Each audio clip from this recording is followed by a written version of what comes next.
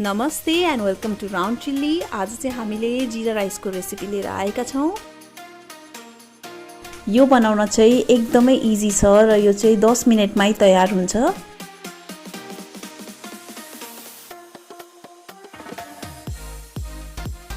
मैले चाहिँ 3 जनाको लागि यो जीरा राइस बनाउँदै छु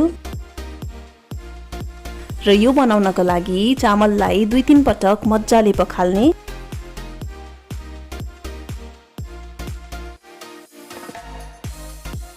मैले चाहिँ पखालेर रेडी गरिसके।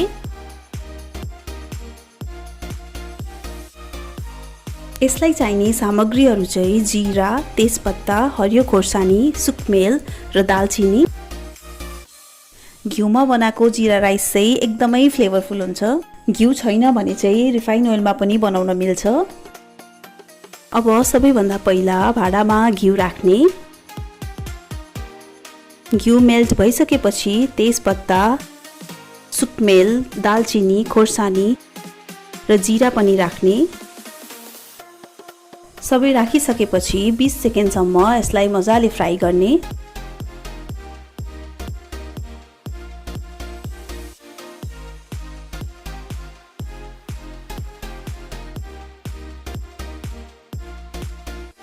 जीरा रातो भइसकेपछि अघि धुएर राखेको चामल पनि राख्ने।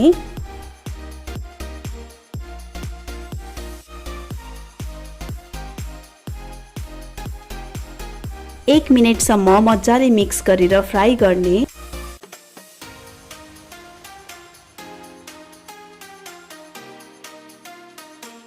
अब चाहिँ पानी पनि राख्ने। मैले चाहिँ 2 कप चामललाई 3 कप पानी राख्दैछु।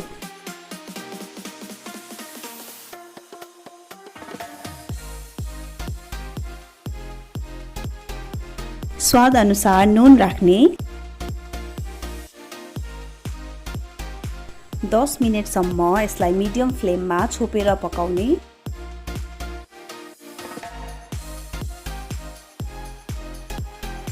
बीचमा एकपल्ट खोलेर चेक गर्ने। मेरो चाहिँ चामल पाक्न लागेको छ।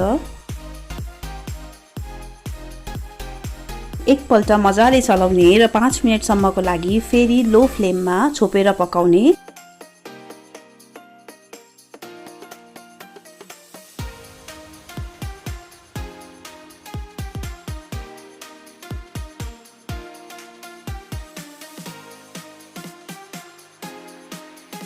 पानी र चामलको तालमेल मिल्यो भने मात्रै जीरा राइस यसरी राम्रो हुन्छ।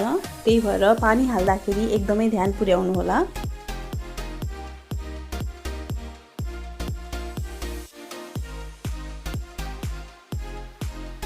अब चाहिँ जीरा राइस रेडी भइसकेको छ। मैले चाहिँ यो आलुदमसँग सर्भ गरेकी छु। हजुरहरूले जेसँग सर्भ गरे नै हुन्छ। हजुरहरूलाई हाम्रो भिडियो कस्तो लाग्यो कमेन्ट बक्समा कृपया लेखिदिनु होला र यो चाहिँ हाम्रो नयाँ च्यानल भएकोले सब्स्क्राइब र लाइक पनि गरिदिनु होला। Thank you, bye bye.